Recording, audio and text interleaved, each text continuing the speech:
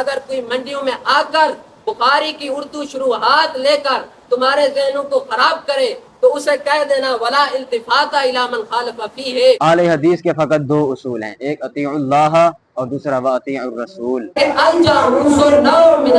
حالانکہ انہوں نے قیاس کیا سائنسدانوں پر کہ سائنسدانوں نے اس طرح کہا بھائی تو ان تمام علماء کی موجودگی میں واضح طور پر امام شافعی کا ہے.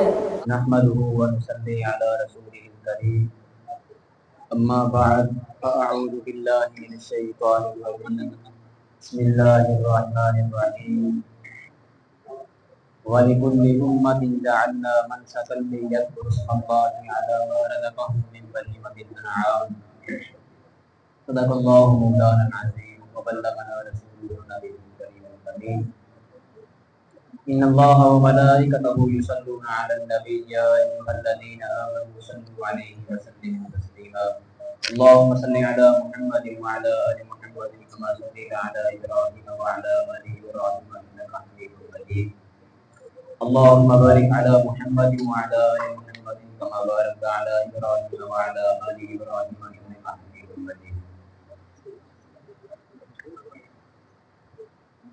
احباب عزیز وقار اور حاضرین مجلس، آج کی ہماری گفتگو کا مقصد کسی کو مغلوب کرنا یا کسی کو ہرانا نہیں، بلکہ حق اور سچ کو واضح کرنا ہے، عوام الناس کے سامنے پیش کرنا ہے. تو آج کے اس مناظرے کا موضوع یہ ہے کہ بھینس کی قربانی جائز ہے یا ناجائز ہے.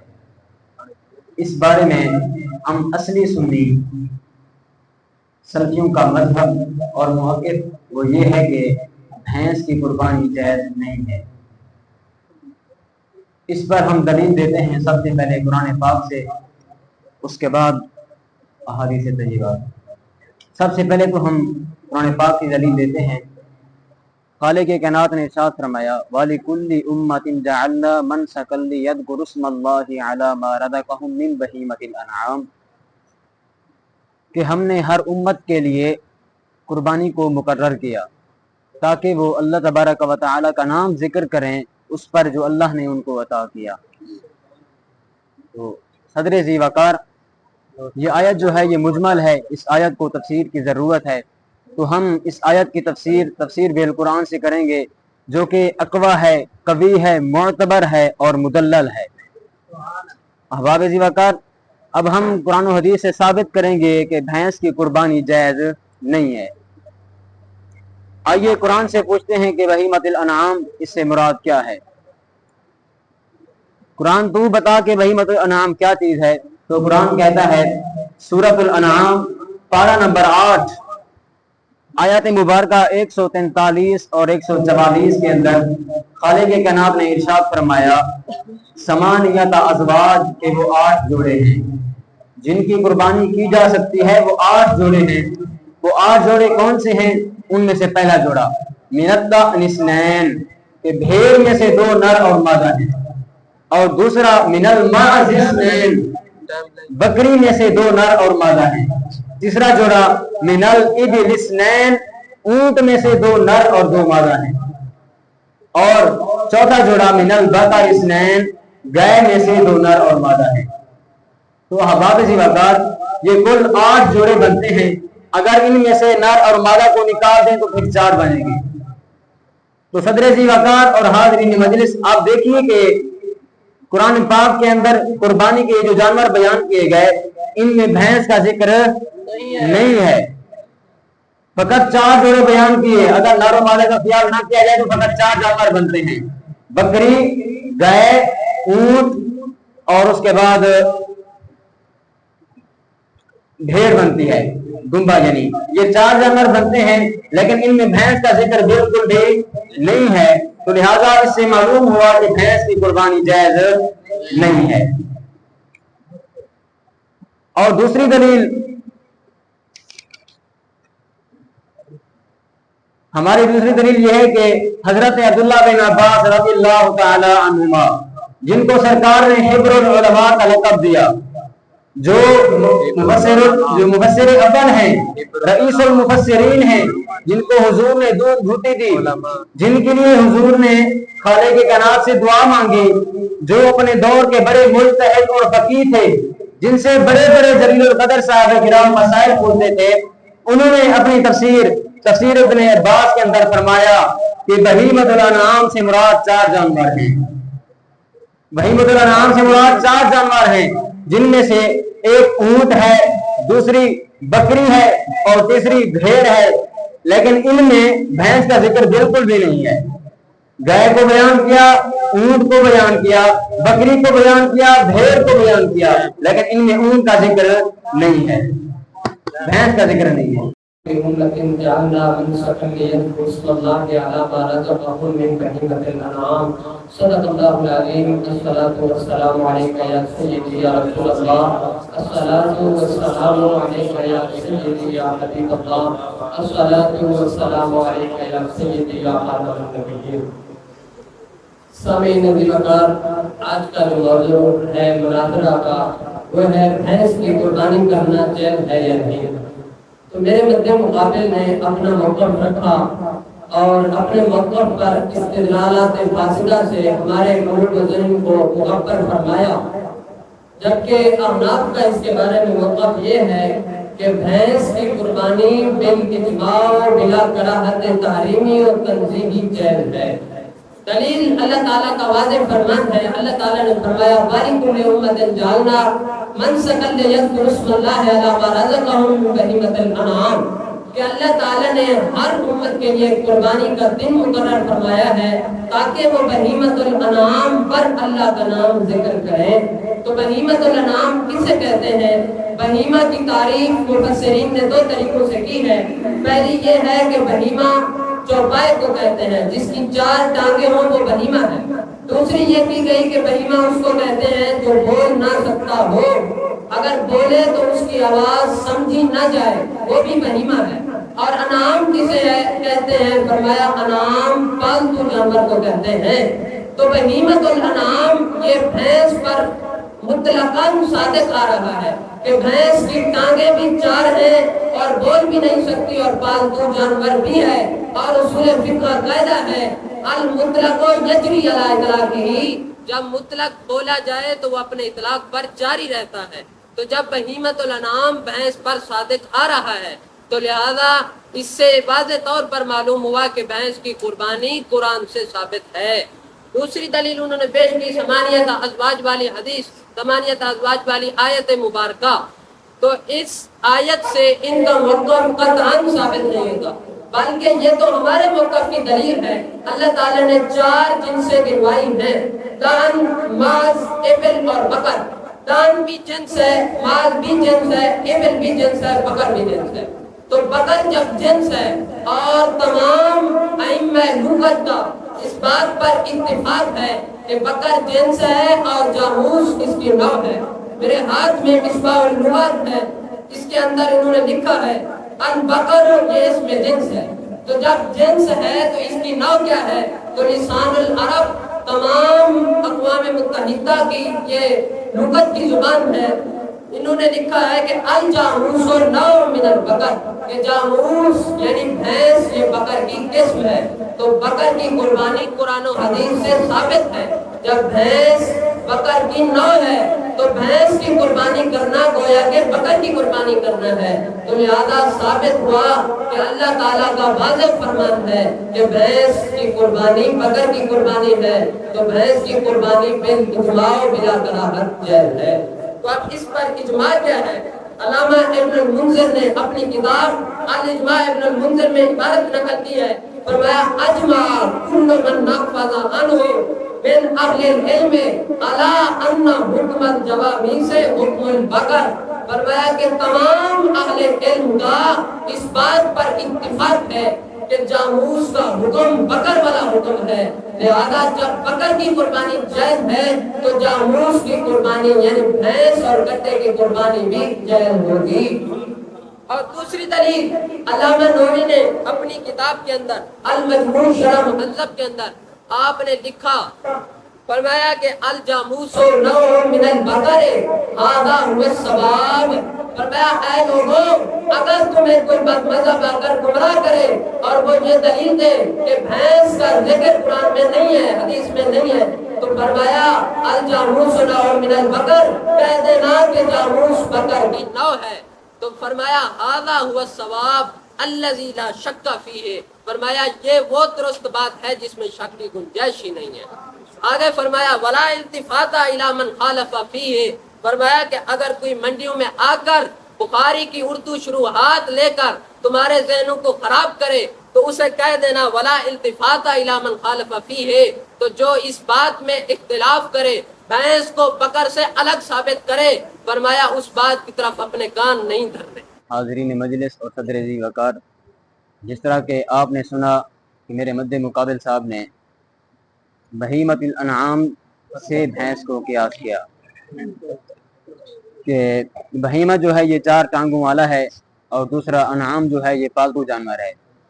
تو صدر ذی وقار اور حاضرین مجلس، اہل حدیث کے فقط 2 اصول ہیں، ایک اطیع اللہ اور دوسرا واطیع الرسول. یا تو فرمان خدا ہو یا فرمان رسول ہو. جو انہوں نے قیاس کیا ہے کہ بہیمہ انعام پر کہ بھینس جو ہے 4 ٹانگوں والی بھی ہے اور پالتو جانور بھی ہے، تو ہم یہ کہتے ہیں کہ 4 ٹانگوں والا کتا بھی ہے، 4 ٹانگوں والی گدھا بھی ہے، 4 ٹانگوں والا گھوڑا بھی ہے. پھر آپ ان کی بھی قربانی کیا کریں، پھر آپ ان کی قربانی کیوں نہیں کرتے؟ اور اس کے بعد آپ نے یہ جو حوالہ دیا ہے المجموع شرح مہذب سے، آپ یہ کتاب ہمیں دکھائیں. آپ کے پاس کتاب کہاں ہے؟ آپ کے پاس کتاب نہیں ہے. اور آپ نے یہ جو ثابت کیا ہے کہ بھینس جو ہے یہ گائے کی جنس سے ہے، تو ہم آپ کے سامنے اس بات کو واضح کریں گے کہ بھینس یہ گائے کی جنس سے نہیں ہے. آئیے اب ہم آپ کو ڈالا بھی کھلاتے ہیں، پھر اپنی دلیل کا حوالہ بھی دکھاتے ہیں، قرآن و حدیث کا حوالہ بھی دکھاتے ہیں. آئیے آپ نے کہا کہ بھینس یہ بکر کی جنس سے ہے. اس کا جواب ہم سلفی یوں دیتے ہیں کہ بھینس کی جنس اور ہے اور گائے کی جنس اور ہے، کیونکہ گائے اور بھینس میں کم سے کم 10 طرح کا فرق ہے. گائے اور بھینس میں 10 طرح کا فرق ہے. نمبر 1 نوٹ کرنا آپ، عربی میں گائے کو بکرا کہا جاتا ہے جبکہ بھینس کو جاموس کہتے ہیں. جبکہ آپ نے کہا کہ بھینس یہ گائے کی نوع سے ہے، عربی کے اندر گائے کو بکرا کہتے ہیں اور بھینس کو جاموس کہتے ہیں. دوسرا فرق، گائے اور بھینس کے مکھن میں بھی اختلاف ہے. اس کا مکھن کچھ اور طرح کا ہوتا ہے اور گائے کا مکھن کچھ اور طرح کا ہوتا ہے. اور دوسری بات یہ ہے کہ گائے اور بھینس کی رنگت میں بھی اختلاف ہے. بھینس کے رنگ فقط 2 ہیں، بھورا رنگ ہوتا ہے یا فقط سیاہ ہوتا ہے، جبکہ گائے کے رنگ مختلف ہوتے ہیں. اور چوتھی طرح کا فرق، بھینس کے سینگ جو ہوتے ہیں وہ خوبصورت ہوتے ہیں جبکہ گائے کے نہیں ہوتے. اور پانچواں فرق یہ ہے کہ بھینس یہ کیچڑ کو پسند کرتی ہے جبکہ گائے یہ ایک صاف ستھرا جانور ہے جو کیچڑ کی طرف جاتا بھی نہیں ہے. اور چھٹا فرق یہ ہے کہ گائے 9 ماہ میں بچے کو جنم دیتی ہے جبکہ بھینس 11 ماہ میں جنم دیتی ہے. اور ساتواں فرق یہ ہے کہ گائے کے بچے کو کھیتی باڑی کے لیے بھی استعمال کیا جاتا ہے جبکہ بھینس کو کھیتی کے لیے استعمال نہیں کیا جاتا. اور 8واں فرق یہ ہے کہ ان کے دودھ میں بھی اختلاف ہے. ان کے دودھ میں بھی اختلاف ہے. بھینس کا دودھ جو ہے مختلف ہے اور گائے کا دودھ مختلف ہے. 9واں فرق یہ ہے کہ گائے جو ہے یہ پانی کے قریب نہیں جاتی جبکہ بھینس سارا دن پانی میں گزار دیتی ہے. 8واں فرق اور مغلل فرق، ان کی فیملی بھی مختلف ہے. اگر ایک جنس سے ہوتی تو ان کی جفتی ہوتی، ان کا ملاپ ہوتا. کیا کبھی آپ نے دیکھا ہے کہ بیل کا ملاپ جو ہے وہ گائے کے ساتھ ہوا ہو؟ اگر آپ نے دیکھا ہو تو آپ ثابت کریں. आपके बड़ों ने देखा हो तो साबित करें। अगर कभी आपके बड़ों ने करवाई है मिलाप, उनकी जुफ्ती करवाई है तो आप साबित करें। आप साबित नहीं कर सकते। हालांकि खच्चर और गद्दे की जुफ्ती भी साबित हो सकती है। सूरज मगरब से तुलू हो सकता है, लेकिन गाय और भैंस की जुफ्ती नहीं हो सकती। अगर आपने देखी है तो आप बताएं। हालांकि आप ये नहीं दिखा सकते और तुमने इजमा को पेश किया। हम हदीस के दो उसूल हैं, अतीउल्लाह व रसूल। हम इजमा के कह भी नहीं है। आप या तो फरमाने खुदा जिक्र करें या फरमाने रसूल जिक्र करें। जबकि जो बात आपने पेश की है, आपने एक ताबी का कौल पेश किया है अपने सहाबी का, वो आपने फकत इजमा पेश किया है। आपने कहा कि आले लिसान का इस पर इत्तेफाक है कि भैंस जो है ये गाय की नौ से है। हालांकि ये भैंस मेरे मसले मुकाबिल ने इतराज किया कि गनीमत नाम में कुत्ता भी आता है, गधा भी आता है, घोड़ा भी आता है, तो उनकी कुर्बानी करनी चाहिए। अकल के अंदर कुरान और हदीस का मुताला किया करो। तो गनीमत नाम से मुराद वो जानवर हैं जिनकी हिल्लत नस से साबित है। तो क्या गधे की हिल्लत, कुत्ते की हिल्लत तुम नस से साबित कर सकते हो, तो तुम भी उसकी कुर्बानी किया करो। दूसरा जवाब वो ये कह रहे थे कि भैंस और गाय के अंदर 10 तरह का फर्क है। तो उनका उसूल ये है कि कुरान या रसूलुल्लाह का फरमान, तो 10 फर्क में से एक फर्क भी कुरान और हदीस में दिखा दे तो मैं मुनाजरा हार जाऊंगा।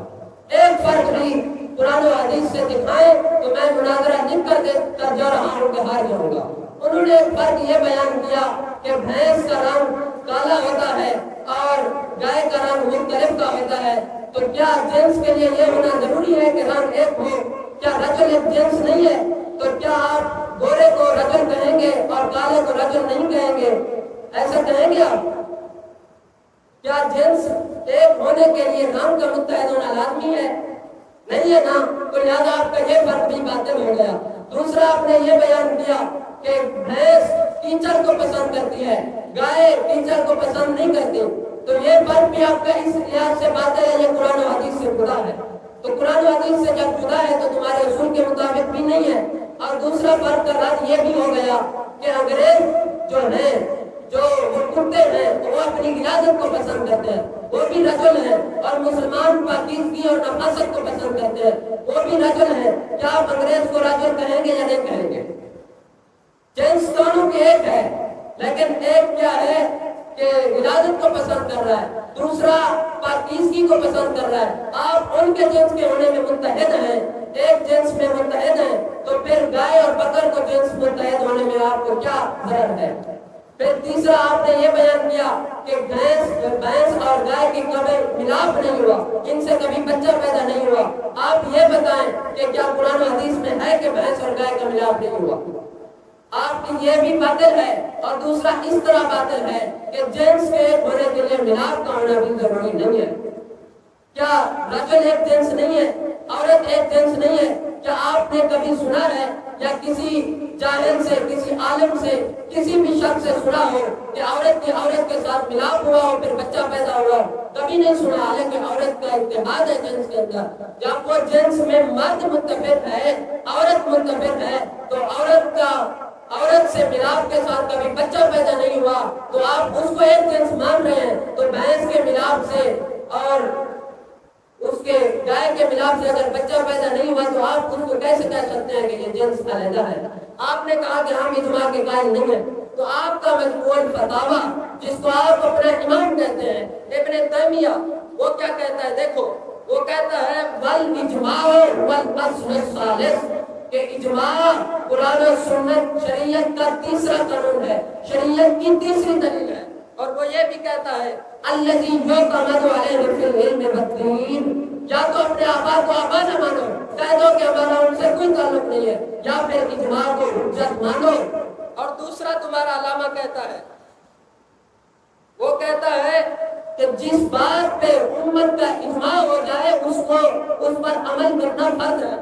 उसकी किताब है इलामुल मुक़ीन अन रब्बिल आलमीन, जिल्द नंबर 2 सफ़ा नंबर 235 पे वो लिखता है अल इजमाउ कतईयुन, अल इजमाउ कतईयुन, अल इजमाउ कतईयुन। इजमा कतई है, یا کہ وہ اتباع اجماع کی اتباع کرنا لازم ہے، تو آپ کیوں نہیں کہہ دیتے کہ بھینس کی قربانی کے عدم جواز پر آپ کے پاس نہ کوئی حدیث مرفوع ہے نہ ہی کوئی حدیث ضعیف ہے، کوئی حدیث بھی نہیں ہے اور نہ ہی کوئی قرآن کی آیت ہے؟ اگر آیت ہے یا حدیث ہے تو پیش کریں۔ آپ نے ابھی تک ایک حدیث یا قرآن کی ایک آیت اپنے موقف پہ پوری طرح ثابت نہیں کی، تو جب آپ قرآن و حدیث سے ہی بھینس کی قربانی کے عدم جواز کو ثابت نہیں کر رہے تو آپ ادھر ادھر کی باتیں کر رہے ہیں، تو یہ آپ اپنے اصول کی خلاف ورزی کر رہے ہیں۔ تو میں اپنے ٹائم بھی آپ کو دے رہا ہوں کہ ایک حدیث لا کر دے دیں، کون سی بھی حدیث ہو، راوی ضعیف ہو، راوی منکر ہو، راوی مدلس ہو، جو بھی ہو، جس قدر کا گھٹیا راوی بھی ہو، وہ یہ کہہ دے کہ سرکار سے یہ ثابت ہے کہ جاموس کی قربانی جائز نہیں ہے، تو میں لکھ کر دیتا ہوں کہ میں مناظرہ کر گیا۔ آپ نے بھی درمیان کے اندر کچھ باتیں قیاس کے طور پر کی، اور دوسری بات یہ ہے کہ آپ نے کہا کہ ان کا ملاپ نہیں ہو سکتا جی، یہ بات قرآن و حدیث سے ثابت نہیں ہے، لیکن یہ بات حقیقتاً تو ہے، یہ بات حقیقتاً ہے کہ ان کے ملاپ نہیں ہو سکتا۔ آپ تصور کریں اگر ان کا ملاپ ہو تو پھر ان سے جنم دینے والا بچہ کیسا ہوگا؟ آپ تصور کریں، آپ ثابت کریں کہ ان کا ملاپ ثابت ہوا ہے، حالانکہ ان کا ملاپ نہیں ہوا۔ جب ملاپ نہیں ہوا تو معلوم ہوا کہ بھینس گائے کی جنس سے نہیں ہے۔ اور آپ نے جتنے بھی اجماع پیش کیے، جتنے بھی بڑے بڑے علماء کا نام لیا، ہم ان کو جانتے نہیں ہیں۔ اہل حدیث کے فقط دو اصول ہیں، اطیعوا اللہ واطیعوا الرسول۔ ہم اجماع کے قائل بھی نہیں ہیں، ہم ان کو جانتے بھی نہیں ہیں کہ وہ ہے کون۔ ہم فقط قرآن پاک سے بات کرتے ہیں۔ قرآن پاک کے اندر ہے یا ایھا الذین آمنوا اطیعوا اللہ واطیعوا الرسول، اے لوگو اللہ کی اطاعت کرو اور رسول اللہ کی اطاعت کرو، واولی الامر منکم، اور جو تم میں سے صاحبان اہل حق ہیں ان کی اطاعت کرو۔ آگے فرمایا فَإِن تَنَازَعْتُمْ فِي شَيْءٍ فَرُدُّوهُ إِلَى اللَّهِ وَالرَّسُولِ، اگر تم کسی شے کے اندر، کسی کام کے اندر، کسی بات کے اندر مخالف ہو جاؤ، ایک دوسرے کے اختلاف کر جاؤ، تو پھر فَرُدُّوهُ إِلَى اللَّهِ وَالرَّسُولِ، اللہ کی طرف رجوع کرو، رسول اللہ کی طرف رجوع کرو۔ تم کہاں بھاگے جا رہے ہو اجماع کی طرف؟ قرآن حدیث سے بات کرو۔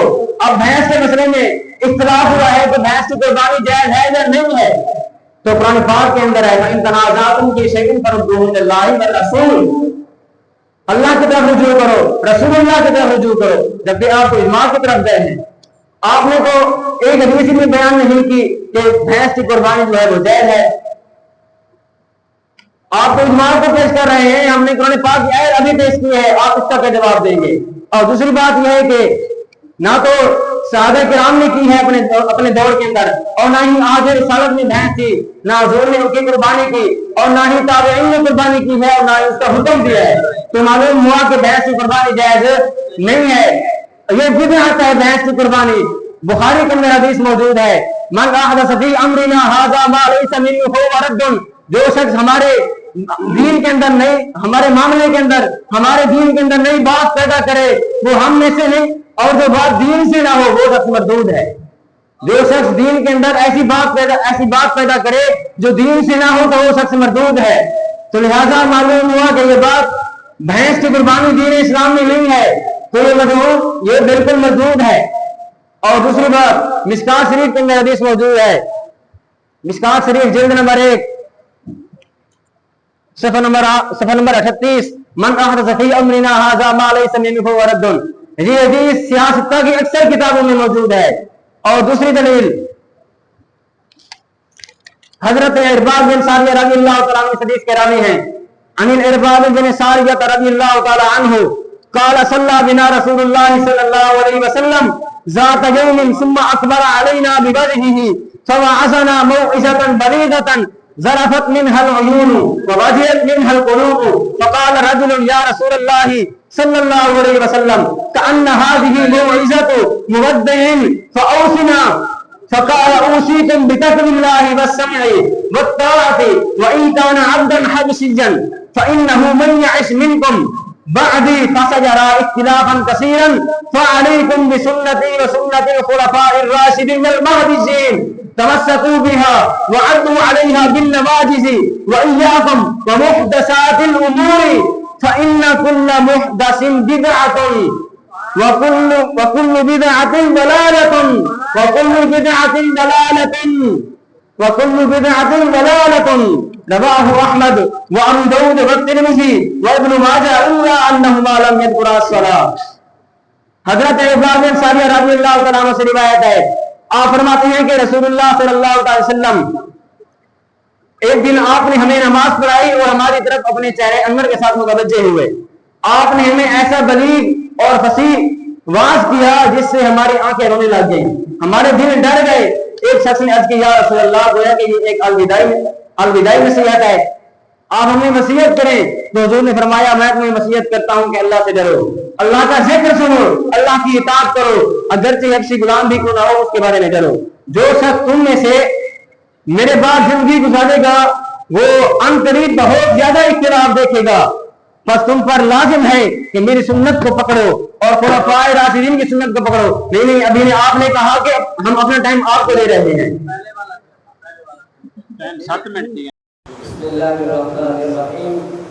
ہم نے ٹائم دیا تھا کہ آپ حدیث پیش کریں، آپ ابھی تک کوئی حدیث پیش نہیں کر سکے، کوئی بھی حدیث پیش نہیں کر سکے. اور یہ ہمارے پاس کتاب موجود ہے شرفۃ التفاسیر، جو آپ نے آیت پڑھی ہے ثمانیۃ ازواج، اس کے اندر انہوں نے لکھا ہے وَمِنَ الْبَقَرِ اثْنَيْنِ، اور دو جوڑے گائے سے. یہ لکھ رہے ہیں وَمَنْ جَعْرُوسُ وَالْبَقَرَ، کہ بقرہ سے مراد بھینس اور بقرہ بھی ہے. سمجھے کہ نہیں؟ بھینس اور بقرہ بھی ہے. تمام مفسرین اس بات پر اتفاق کر چکے اور لغت کے تمام امام اتفاق کر چکے اور تمام احناف، مالکیہ، شافعیہ، حنبلیہ اتفاق کر چکے ہیں بقر جنس ہے، جنس ہے. اور جب جنس بولا جائے تو تمام افراد کو شامل ہوتا ہے. تو بقر کے اندر جاموس بھی شامل ہے، تو جاموس کی قربانی بھی جائز ہے. اور پھر آپ کہہ رہے تھے کہ قرآن و حدیث پیش کرو. اب موطا امام مالک کے اندر دیکھو، امام مالک نے فرمایا البقر والجوامیس یجب ان تجمع علی ربها صدقہ. فرمایا بقر اور جوامیس یہ سب کی سب ان کے مالک پر جمع کی جائیں گی، پھر جمع کر کے زکات بنائی جائے گی. آگے فرمایا کہ انما ہی بقر کلھا، فرمایا جاموس سب کی سب بقر کے حکم میں ہے، جاموس سب کی سب بقر کے حکم میں ہے. تو آپ حدیث پڑھ رہے تھے کہ جاموس کی قربانی بدعت ہے. بدعت تو تب ہو جب ان 4 جانوروں میں سے نہ ہو. حالانکہ ہم ثابت کر چکے، ہر لحاظ سے ثابت کر چکے کہ جاموس بقر میں سے ہے.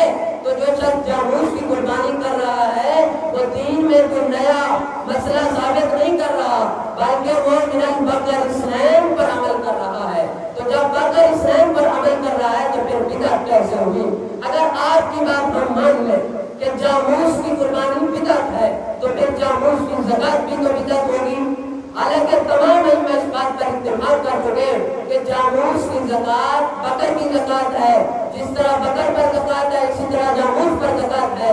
تو پھر زکات بھی تو سرکار کے زمانے میں جاموس کی نہیں تھی، اور صحابہ کرام اور تابعین کے زمانے میں بھی جاموس پر زکات نہیں لی گئی. حالانکہ آپ زکات کو جائز قرار دیتے ہیں کیونکہ زکات کا مال آپ کے گھر میں آتا ہے. قربانی کو اس لیے جائز قرار نہیں دیتے کیونکہ قربانی مسلمانوں کو اللہ کے قریب کرتی ہے اور آپ مسلمانوں کو اللہ سے دور کر رہے ہیں. آپ کا کام ہے منڈیوں میں جا کر بخاری شریف اٹھا کر لوگوں کے ذہنوں کو خراب کرنا. حالانکہ بخاری شریف میں کوئی حدیث نہیں ہے کہ جس میں بھینس کی قربانی کو ناجائز قرار دیا گیا ہو. اور آپ کہہ رہے تھے کہ آپ کے ہاں اجماع حجت نہیں ہے. تو قرآن پاک کا 5واں پارہ کا مطالعہ کرو. اللہ تعالیٰ فرماتا ہے وَمَنْ يَتَّبِعْ غَيْرَ سَبِيلِ الْمُؤْمِنِينَ، جو شخص مومنوں کے علاوہ دوسرے راستے کی پیروی کرے. تو مومنوں کا راستہ یہ ہے، امام شافعی بھی مومن، امام مالک بھی مومن، امام احمد بھی مومن، امام اعظم ابو حنیفہ بھی مومن. اس امت کے تمام قائدین، تمام ائمہ مومن ہیں. ان کا راستہ یہ ہے کہ بھینس کی قربانی جائز ہے. اور فرمایا جو شخص ان کے راستے کے علاوہ کی پیروی کرے تو کیا ہے نُوَلِّهِ مَا تَوَلَّى، تو جو شخص اس کی طرف پھرا ہم اسے پھیر دیں گے وَنُصْلِهِ جَهَنَّمَ، اس کو ہم جہنم میں داخل کر دیں گے. تو قرآن تو تمہارا اصول ہے نا. تو قرآن کہہ رہا ہے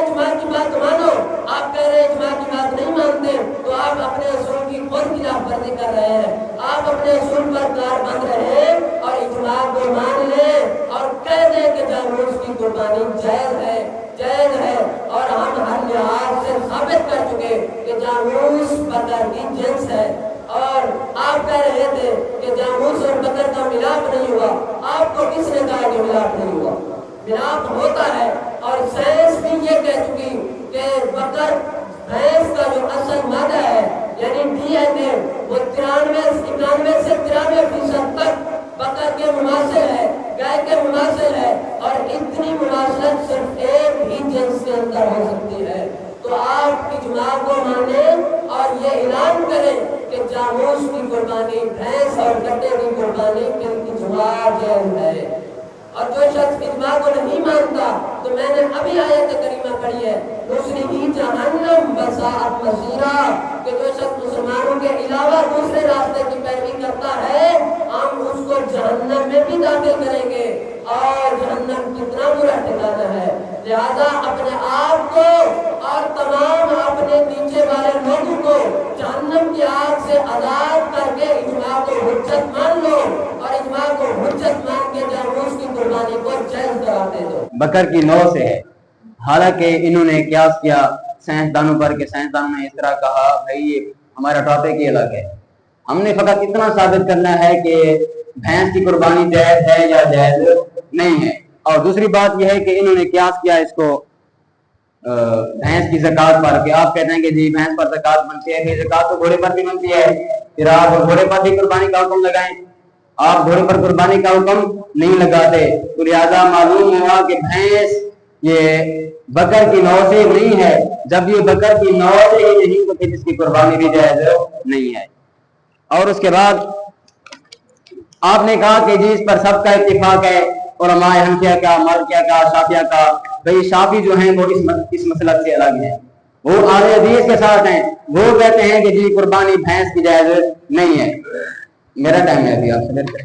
اور اس کے بعد امام حسن بن زیاد لؤلؤی یہ تمہارے امام اعظم ابو حنیفہ کے بڑے شاگردوں میں سے ہیں اور بلا واسطہ شاگردوں میں سے ہیں. ان سے روایت کی گئی ہے بدائع الصنائع کے اندر عن حسن بن زیاد انہ لا یذبح بالجاموس کہ بھینس کی قربانی جائز نہیں ہے. یہ ہیں تمہارے امام اعظم ابو حنیفہ کے بڑے شاگرد بلا واسطہ شاگرد. یہ کہہ رہے ہیں کہ ان میں بھینس کی قربانی ان سے وہ کہتے ہیں کہ بھینس کی قربانی جائز نہیں ہے. اور آپ یہ بتائیں کہ آپ 9 سالہ درسی کتب پڑھتے ہیں کہ بھینس کی قربانی یہ جائز ہے کہ نہیں ہے. آپ نے 9 سالہ درسی کتب کے اندر بالکل بھی نہیں پڑھا کہ بھینس کی قربانی جائز ہے. یہ ہے آپ کی ہدایت شریف. اس کے 4 کم از کم جو ہے نا وہ محشی ہیں، کسی ایک نے بھی ذکر نہیں کیا. فقط یہ ایک کتاب نہیں، اس طرح کی اور بھی 3 طرح کتابیں ہیں، 3 کتابیں اور بھی ہیں. 4 محشی ہیں جن کے ایک ماتن ہے.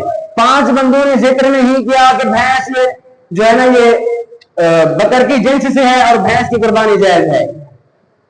اور آگے وہ آپ کی کتاب چاہے ہدایہ ہو یا شرح وقایہ ہو یا نور و نساء ہو یا کنز الدقائق ہو، آپ کی فقہ کی کوئی بھی کتاب آپ کی فقہ کی کوئی کتاب بھی ہو، آپ اس سے ایک اور بھی ثابت نہیں کر سکتے کہ بھینس جو ہے یہ بھینس کی قربانی جائز ہے. اور جس کی آپ تقلید کرتے ہیں امام اعظم ابو حنیفہ رضی اللہ تعالیٰ عنہ، آپ ان کا کوئی ایک ضعیف قول دکھا دیں، وہ کہہ رہے ہوں یا امام ابو یوسف کا یا امام محمد کا آپ ایک ضعیف قول دکھا دیں کہ بھینس جو ہے اس کی قربانی جائز ہے تو ہم مان لیں گے. حالانکہ یہ چیز بھی آپ نہیں دکھا سکتے. لہذا آپ کو ماننا ہوگا کہ بھینس کی قربانی جائز نہیں ہے. جس طرح ایک کے بڑے بڑے وہ پھٹ تھے، چھوٹے ان سے ایک قدم آگے نکل گئے. میں کافی عرصے سے یہ پیش کر رہا ہوں کہ بھینس کی قربانی پہ اجماع ہے، تو ان تمام علماء کی موجودگی میں واضح طور بھلا کہ امام شافعی قائل نہیں ہے. حالانکہ ابھی میں نے حوالہ پیش کیا ہے امام نووی شافعی ہے، وہ کہہ رہے ہیں کہ بھینس بکر کی جنس ہے.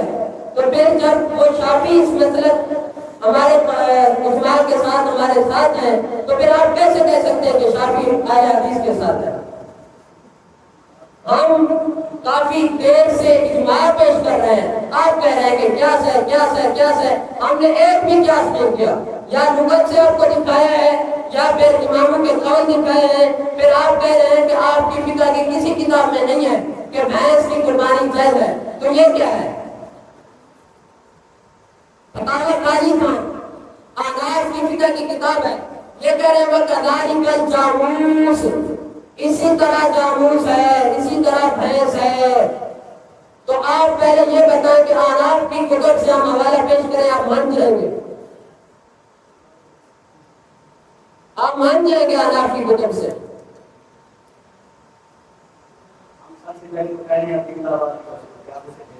آپ تو عدل لائن پہ بھی نہیں کر رہے، کیونکہ میں نے اجماع کے حجت ہونے پر اللہ تعالیٰ کے قرآن کی واضح آیت پڑھی ہے، آپ نے اس کا بھی انکار کر دیا، اجماع کو حجت نہیں مانا۔ تو جب آپ اپنے اصول پہ قائم نہیں ہے تو آپ کا رد مقابل کیسے اصول پہ قائم رہے؟ اجماع حجت ہے کیوں نہیں ہے؟ قرآن تو کہہ رہا ہے حجت مانو اس کو۔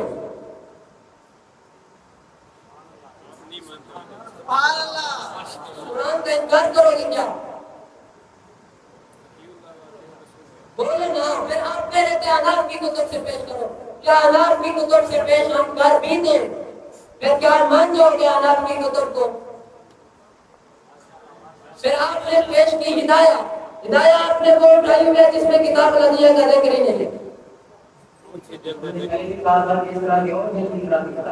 ہدایہ آپ دکھائیں نا، ہدایہ آپ دکھائیں جس میں قربانی میں انہوں نے لکھا ہو کہ جاموس بکر کی جنس سے نہیں ہے۔ آپ بھی بات کریں کہ بھینس کی قربانی جائز ہے؟ جی ہدایہ میں لکھا ہوا ہے یا تو قول فی البقر جاموس، بکر کے حکم میں جاموس داخل ہے۔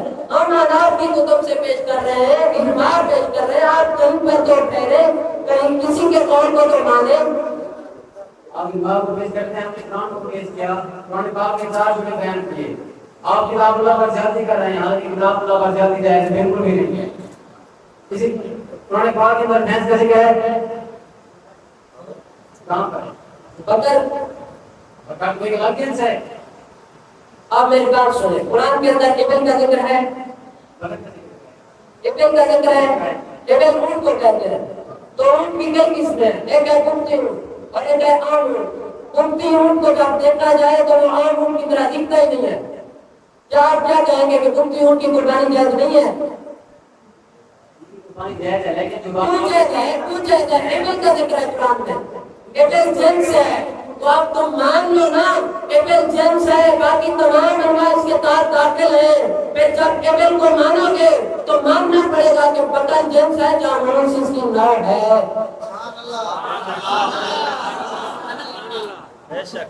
ہم قرآن پیش کر رہے ہیں اور قرآن کی نص سے اجماع پیش کر رہے ہیں، آپ کہتے ہیں احناف کی کتب سے دکھاؤ، احناف کی کتب بھی ہم نے دکھا دی ہے، اب تو مان جاؤ، آپ کے پاس اور کوئی چارہ نہیں ہے۔ اب میں صدر عظیم اقبال سے مؤدبانہ گزارش کرتا ہوں کہ ان کے پاس ایک ہی چارہ ہے، منڈیوں میں بخاری کی اردو والی شرح لے جا کر عوام کے ذہنوں کو خراب کرنا۔ نہ ان کے پاس کوئی حدیث ہے، نہ ہی قرآن کی کوئی آیت ہے، نہ ہی کوئی اجماع ہے، نہ ہی کسی امام کا قول ہے، یہ تو اپنے اکابر کے منکر ہیں۔ جب وہ اکابر کو ہی نہیں مانتے تو پھر ان کی بات کیسے مستند مانی جائے گی؟ لہذا صدر عظیم اقبال سے میری مؤدبانہ گزارش ہے کہ آپ فیصلہ کریں۔ ایک طرف دعویٰ یہ تھا کہ بھینس کی قربانی اور کٹے کی قربانی جائز ہے، اور دوسری طرف عدم جواز۔ جنہوں نے کہا کہ یہ قربانی جائز نہیں ہے، انہوں نے ابتدائی میں بات کی کہ اہل حدیثوں کے دو اصول، اطیع اللہ اطیع الرسول۔ جب دعویٰ یہی ہے کہ قربانی جائز نہیں ہے تو قرآن کی کوئی ایک آیت پیش کرتے جس سے ثابت کرتے کہ بھینس کی قربانی نہیں ہوتی، حدیث کوئی ایک پیش کرتے کہ قربانی نہیں ہوتی، نہ آیت پیش کر سکے نہ حدیث پیش کر سکے۔ اور دوسری طرف مد مقابل نے قرآن کریم کی ایک آیت پیش کی سورۃ الحج سے، من بہیمۃ الانعام، ایک چوپایا ہو اور دوسرے نمبر پر پالتو ہو۔ تو بھینس ہے یا کٹا ہے، چوپائے بھی ہیں اور پالتو بھی ہیں، اس وجہ سے باقی رہا کتا اور دیگر جانور، ان کی اس لیے نہیں ہوتی کیونکہ ان کی حرمت پر نص قطعی آ چکی ہے، اس وجہ سے ان کو ذبح نہیں کیا جاتا، نہ ہی قربانی۔ اور باقی رہی لغت کے حوالے سے، کسی بھی لغت والے نے جاموس کو بقرہ سے جدا نہیں مانا، انہوں نے ایک ہی جنس مانا ہے۔ جب ایک ہی جنس مانا ہے تو قرآن میں وَمِنَ الْبَقَرِ اثْنَيْنِ، جو بکر کا حکم ہے وہی جاموس کا بھی حکم آئے گا۔ اس لیے ہم اس نتیجے پہ پہنچے کہ جس طرح قرآن کریم کی ایک آیت سے 8 جانوروں کی قربانی ثابت ہو رہی ہے، تو قرآن کی فقط وہ ایک آیت نہیں ہے، دوسرے مقام سے بھی بہیمۃ الانعام سے کٹا اور بھینس بھی جواز کے اندر آ جائیں گے، ان کی بھی قربانی ثابت ہو رہی ہے۔